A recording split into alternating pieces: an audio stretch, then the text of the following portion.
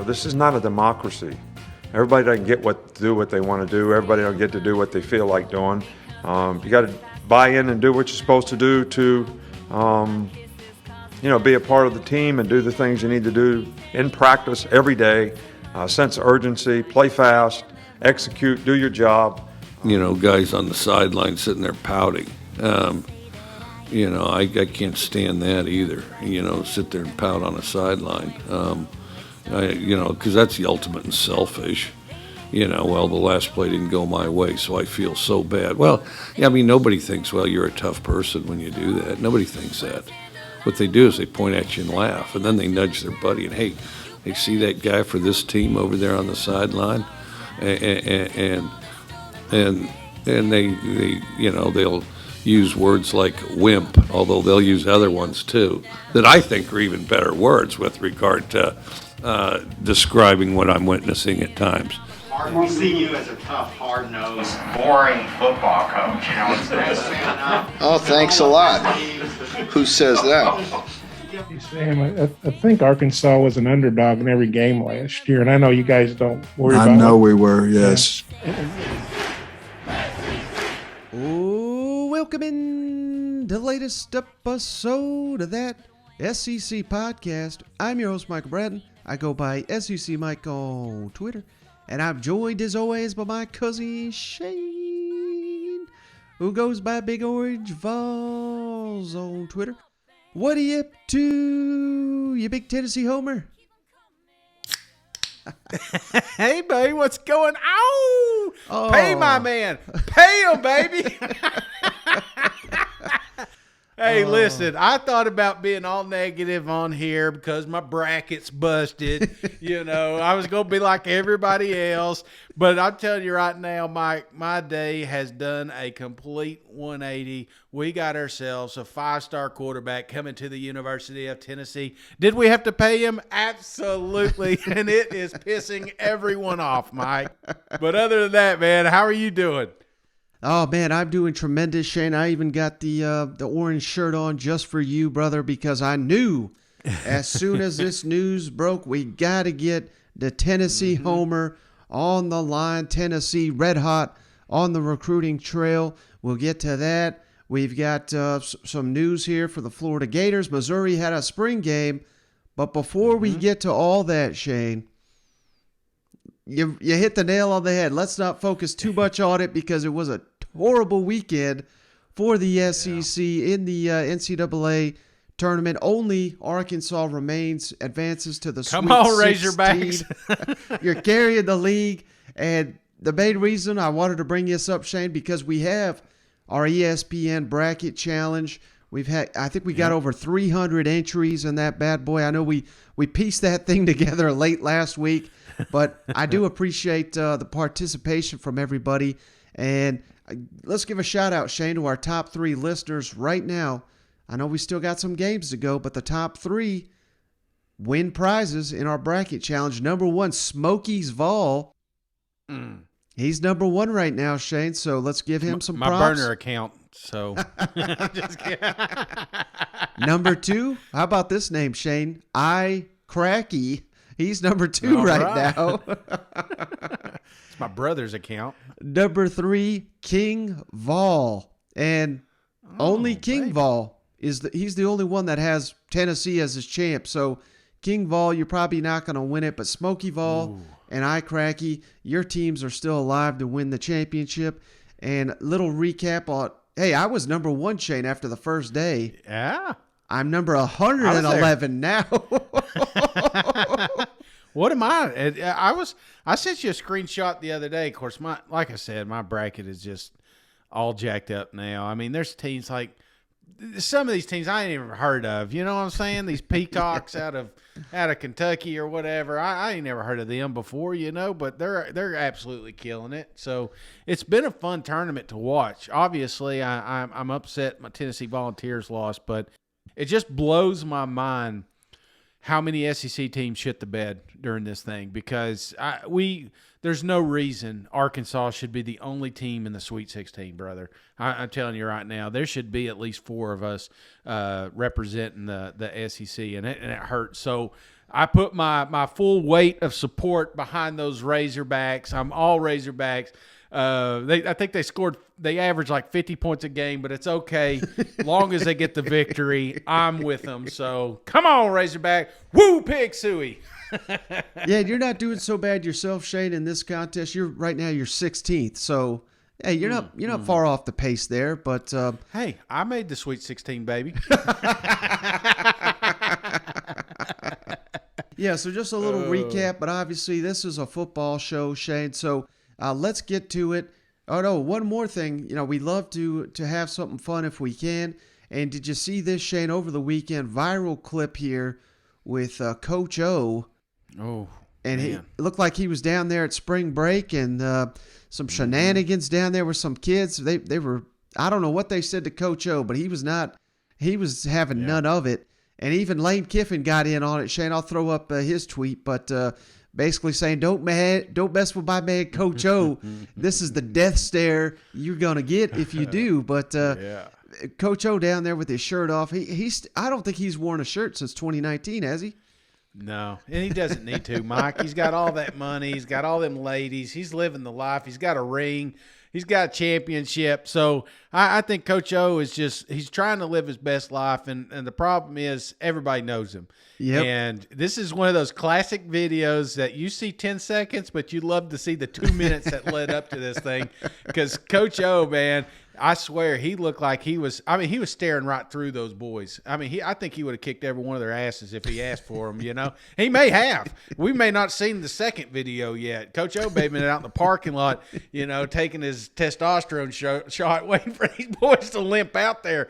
But no, that was the death stare, and it is good to see him out there trying to have some fun. I just hate that somebody ruined it for him. Yeah, no doubt. Well, there's no one ruining your time, Cousin Shane, and that's because Tennessee just landed 5-star quarterback commit Nico Iamaleava. I'm sure I butchered that right there, but if you don't, Kessler's going to love that one.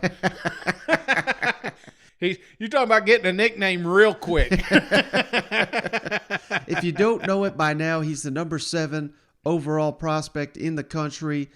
Number 3 quarterback, I believe, and he's coming to Tennessee. Shane gives Tennessee right now a top 10 recruiting class, and every team in the top 10 has more commits than Tennessee, other than Ohio State and Tennessee only have 5 apiece, yet they're both in the top.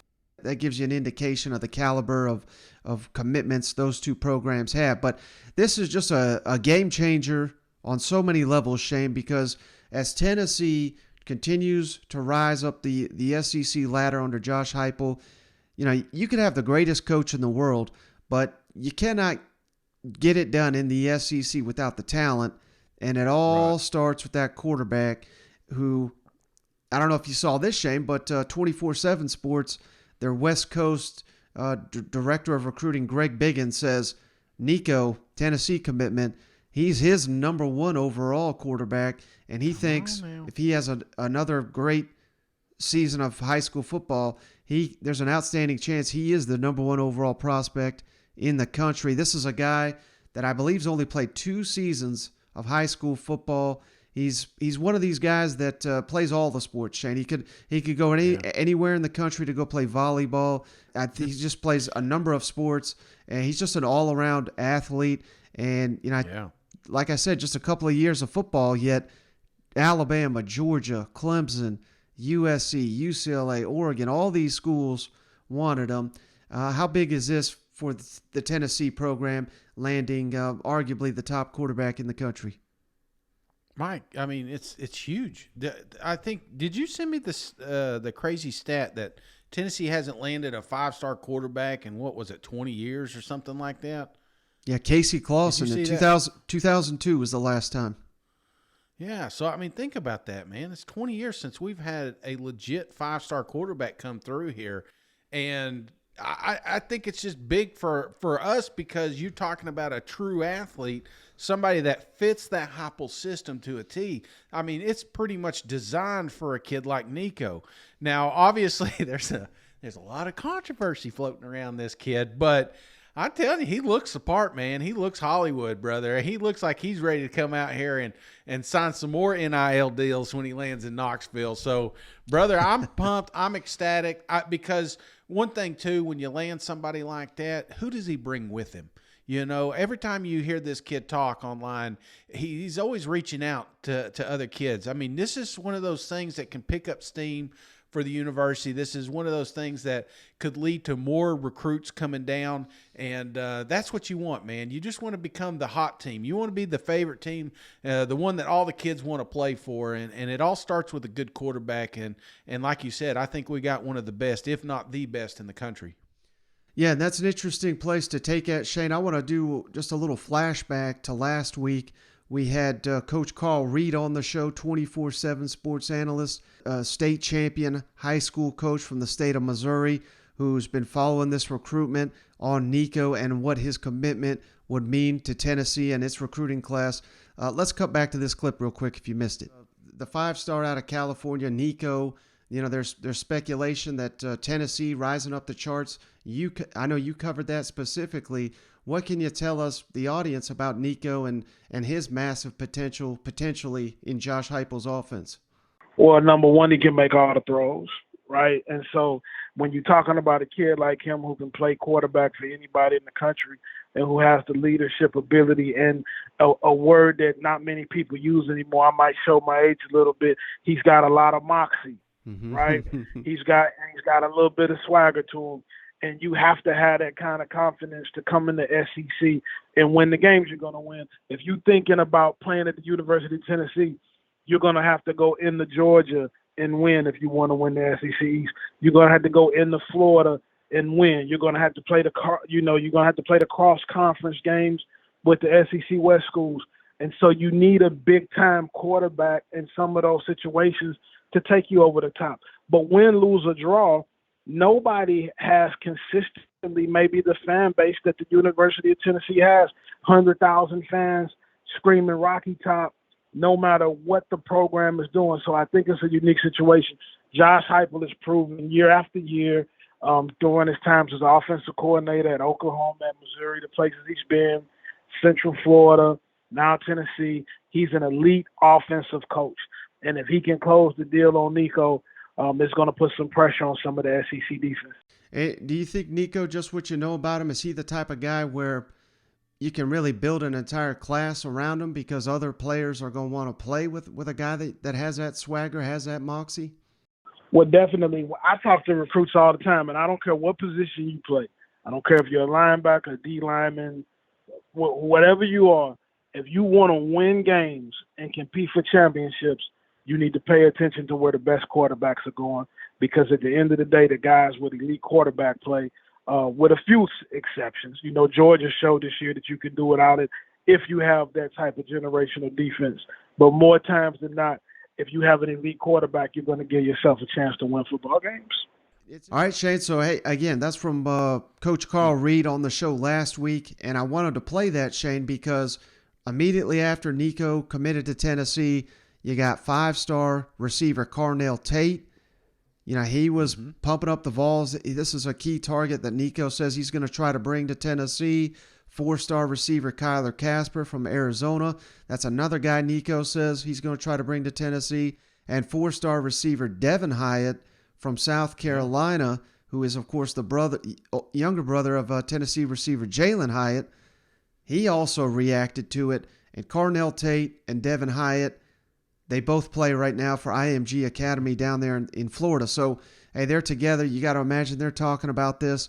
And this could be, you know, basically the snowball that gets things rolling here for Tennessee. I already said they got a top 10 class right now, but they have very few prospects committed. This could be a snowball to an elite class, don't you think? Oh, absolutely, man. Like I said, look, you got 2 kids on the IMG right now that are talking about the University of Tennessee.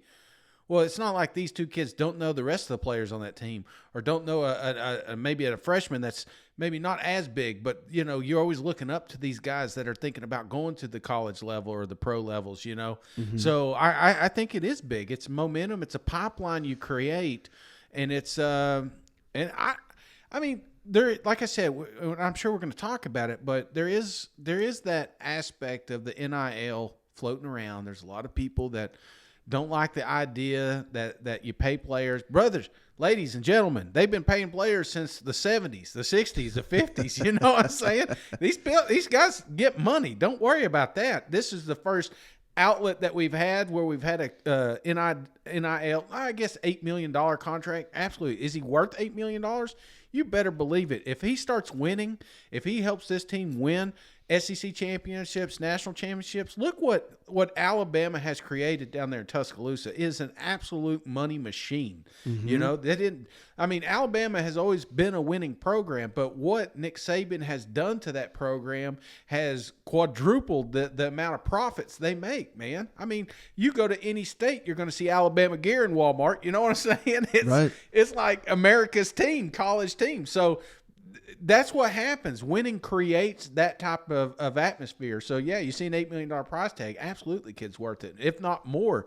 In fact, what I love about it is all these kids are talking about how much money Nico's going to make.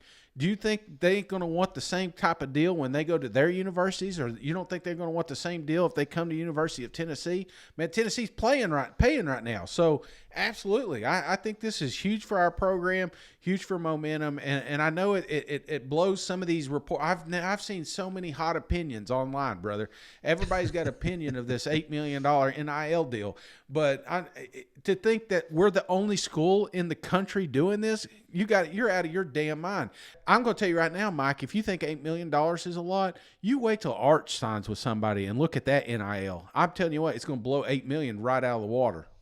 Yeah, when I was on Paul Feinbaum, that's something he was asking me about, and I said, $5 to $10 million is what I'd anticipate for old Arch, and that kind of blew his mind. But we're seeing it come to fruition here, Shane. I mean, that's what it's going to take, and it is interesting that you say that, Shane, because already starting to see there's the Florida lawyer who handles NIL for the Florida Gators. I think he does Miami Hurricanes as well, but I mean, he's basically going out to try to ruin this. There's Dennis Dodd over at CBS. He's out here writing about this and how this is illegal and wrong and all this. But it's just, hey, I mean, it's just, it is what it is. If someone's willing to pay this much for a player, then they're worth it. And this is all legal now. And, is Dennis Dodd going to turn down $8 million if ESPN turns around and says, hey, this is how much I'll pay you to leave CBS? Hell no. He's taking that money and running. So I don't know. I think it's hypocritical for anybody. And here's another good point I saw a lot of people make was, for years and years, the sports writers, the media, they really pushed, we've got to let these players get their piece of the pie. Now, all of a sudden, it's too much. Like, hey, they're not worth this. But like, you can't have it both ways. You got to let the market set the value. And I'm not saying that every quarterback is worth $8 million because for a program like Tennessee, they need that shot in the arm. They need that momentum. They need that juice. Does Alabama need that right now? Does Georgia need that? Hell no. They've been dominating. No. But at the end of the day, if that's what the market says someone's worth, I'm just kind of. I understand it's a high figure and it's blowing people's minds, but you've said it perfectly. I mean, Alabama's a money-making machine down there, and it's because they have so many elite players, because they're winning on the field consistently week in and week out. And if this kid lives up to his potential, I mean, Tennessee's getting the deal of a lifetime here. Oh, dude, without a doubt, man. And you think this is crazy? Come see me in 5 years, Mike. This is just the tip of the iceberg. This is like when I went to Olive Garden when I was younger, and I got two kids, right? And so the youngest one has the ability to use these tablets. So when she'd go to the Olive Garden or one of them fancy restaurants, she could get on there and she could play. and we took her out to eat. You know what I'm saying? The oldest one didn't have that, and she was mean as hell. So I didn't want to take her to the to any of the restaurants. You know what I'm saying? We just didn't eat out. Terrible twos went to threes and fours. You know what I'm saying? But then when that tablet came out, it became a deal. You know, I was like, man, it blew my mind that this was sitting there on the table and the kids could play games. Why didn't we think of this? And then now you go, every kid in the world has got a tablet. You know what I'm saying? Not just in the restaurant, but they got them everywhere. So I say that to say this, you know, you look at $8 million into your, right now it's blowing your mind, but you're going to look 5 years from now, brother, and this thing is going to snowball. We're going to be talking about kids making more money than coaches. We're going to be talking about kids making more money than some of the players in the NFL. It is coming, guys. And if you're not ready for it, then what have you been doing? You should have been prepared. We've been talking about this for 2 years. We knew it was coming. And like I said, Nico's not the only one to get paid. Well, what about the Notre Dame kid? Got $1 million, right? Nobody, I mean, we're not going to talk about that. That's not national media because it's not quite enough, you know? So I think this is the beginning, and we're going to have to embrace it. And I told you, I don't know if you remember, Mike, but I told you last season that the teams that embrace this NIL first are going to be the next powerhouses in the SEC. Mm-hmm. So, and I look at teams like Texas A&M. I look at teams like Arkansas that are taking these NIL deals seriously, and they are creating something from the ground up. They are going to be just like Tennessee. The ones that are taking, because like you said, Alabama, Georgia, maybe Florida, you know, they kind of got a little bit of a pipeline to the NFL anyway, you know, and you can give the spiel, hang out for a couple years, you're going to make millions. But now you can go somewhere else and make millions while you wait. And if you're around good enough players, you're going to be at the top of the food chain, you know. So I don't know. I just think we're getting a glimpse now of the future, and it's just, you think today blows your mind. Just like I said, wait till next year, or wait till 3 years from now. Yeah, and if nothing else, Shane, the McDonald's bags are legal now. You know what, brother? Come on now. Come on, Pruitt up there in New York being like, oh, damn it, you know?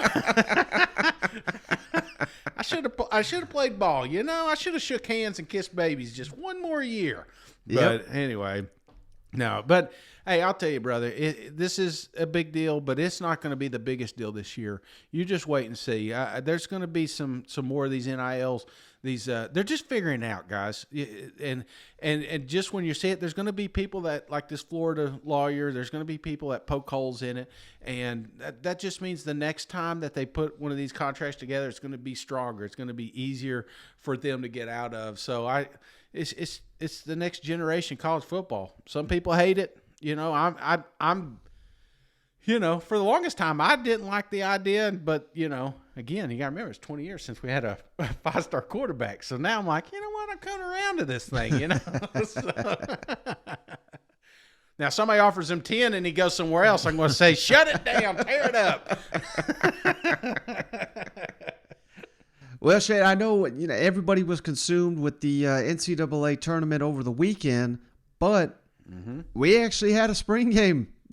And come on, Missouri Tigers are already done with spring football, and for some reason, I have no idea what the thinking process was here, but they did not hold any media availability after the game, so we got no clips from you know, any of the coaches, any of the players, or anything like that. But I've gone back, studied the game, Shane, over at thatsecpodcast.com. I've got a written breakdown, including video clip highlights. So if you're a Missouri fan, you're going to want to check it out. But I just wanted to give you my quick thoughts, Shane, on the spring game after watching it twice. You know, this quarterback competition, I can see why they're opening it up to transfers, basically, Shane. And they didn't mention it in the broadcast, but JT Daniels was there. He was in person watching the games, hanging out with Eli Drinkwitz before the thing got going. But sophomore Brady Cook, he got the start. Tyler Macon, the redshirt freshman, he was the other opposite, so they're going head-to-head. They're still waiting for the freshman Sam Horn to arrive on campus. But, you know, it was a real mixed bag out there, Shane. Tyler Macon, his first pass was a pick six. Obviously, that's pretty bad. Brady Cook, there was a goal line situation, just basically chucked it up, and he got intercepted by the Clemson transfer, Joseph Charleston. So, some big mistakes here by these two. Tyler Macon, he was really able to showcase his legs in this game, but of course you couldn't hit the quarterback. So anytime he took off, they basically blew the whistle. So, maybe it was not completely fair to Macon, the more mobile running back, but yeah, he's not ready based on what I've seen. And I don't know if Brady Cook, who we saw in the bowl game, he just looked okay. It's pretty obvious why they were trying to get the guy that ended up going to LSU, Jaden Daniels. It's obvious why they were trying to get JT Daniels. I do not think Missouri right now can win at a high level with the quarterbacks they have there in Columbia. But it ain't all bad news, brother, because whoever the quarterback is, he's going to have weapons around him, because this 5-star freshman, Luther Burden, man, he is legit. He looked like the best player on the field. And this is his first spring camp up there in Missouri. The first pass of the game went to Luther Burden. The first receiving touchdown, Luther Burden. I mean, this guy, I think he's going to break the record, I think, for catches in a season by a freshman from Missouri. I mean, he was that good. And it's not just Luther Burden either, because if they try to double up on him, they got a second-year receiver, Dominique Lovett, who had 26 catches last year. He looked like, the light has finally turned on for him. I say finally, it's only year 2 for him, but, complimentary receiver, number 2 receiver in this offense. I think Dominique Lovett is going to have a huge year for Missouri, particularly now that he doesn't have to be the number 1 with Luther Burden there. So I love what I'm seeing from the Tigers receivers. And then I know you'll love this, Shane, because Tyler Beatty, no doubt, put the team on his back last year. Right. I'm not saying this guy's the next Tyler Beatty, because that guy was just phenomenal.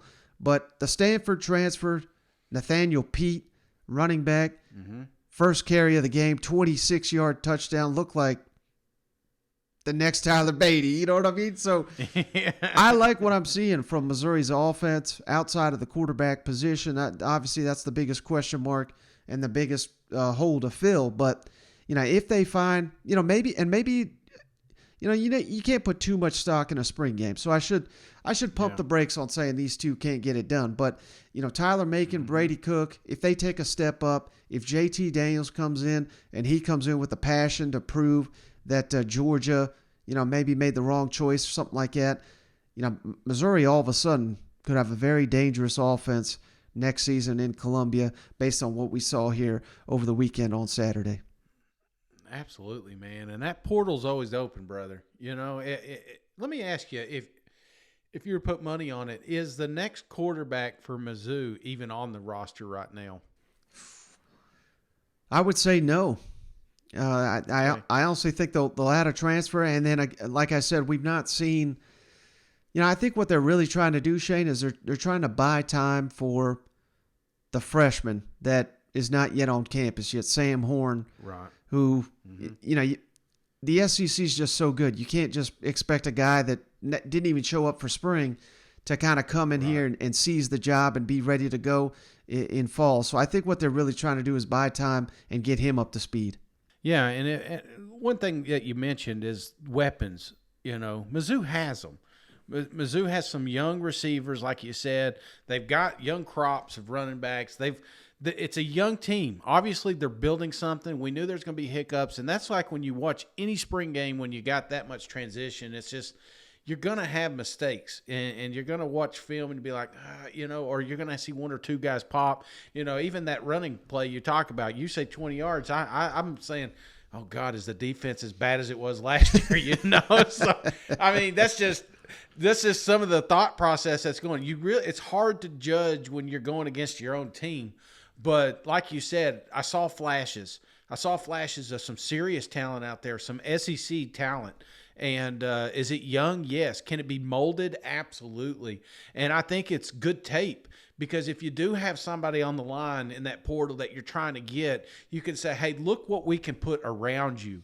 and you can come in here and start winning immediately with these guys. So I'm with you. I don't think the quarterback's there just yet. And if it gives Horn an extra year to prepare and get ready, then that's what we do. But I have the full belief that Eli is going to make the best decision for this team, because the last thing he wants is to bounce around quarterbacks like he was doing last year. Mm-hmm.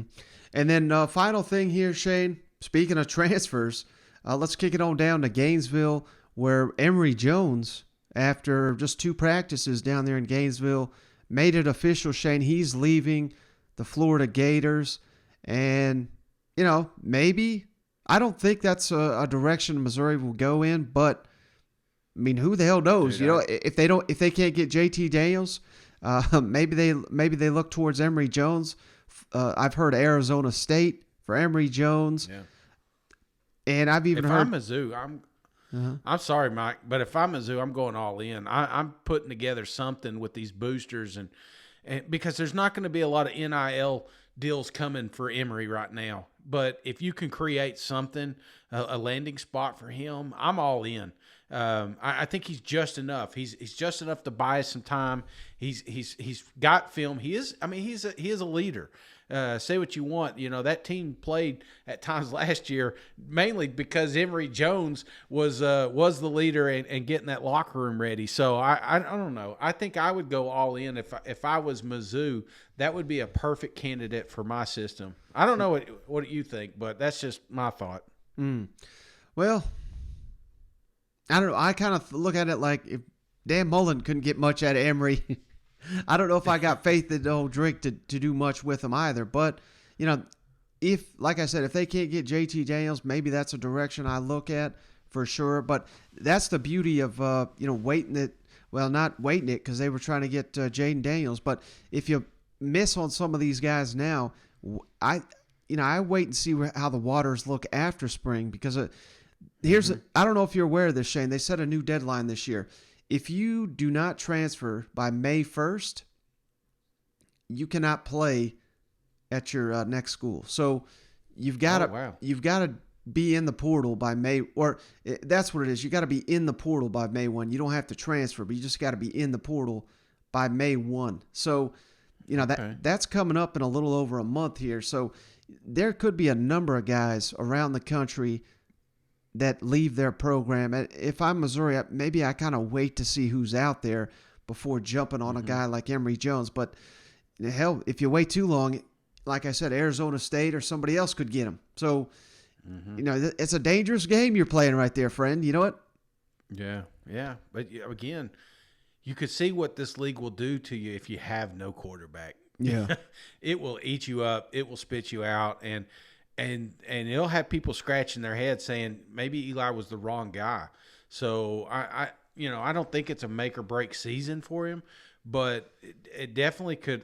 It could hold a lot of momentum that this program can have, because they got a wonderful schedule. They got the ability to make another bowl game, make some noise in the East. But if they don't have quarterback play, man, dude, it's going to be tough. It's a tough slate. Mm-hmm. Well, brother, hey, that's all I got on this episode of the show. We got Tennessee kicking off spring practice here this week, so that's pretty exciting. We've got about half the league now is in spring practice or about to kick it off. So, man, we're going to have all kinds of content coming the listeners' way. You got anything else before we hop off the line? No, I got to get on here, do my GoFundMe, so we can get us a running back now. Just kidding. I'm just joking. I'm excited, brother. We got some football news. The NCAA tournament still going on. March Madness. It's always fun, but it sucks that we're down to one team. But like I said, we're gonna have to all pull for Arkansas right now to get through this thing, and who knows? Maybe they can pull it off. But brother, other than that, I've got nothing, man. Look forward to talking to you guys again, hopefully sometime this week, Mike. Yeah, no doubt. So who knows what we'll have up our sleeves, but that's going to do it for this episode of the show. We'll catch you on the next one. All right. See you guys. Go Vols. Pay them kids.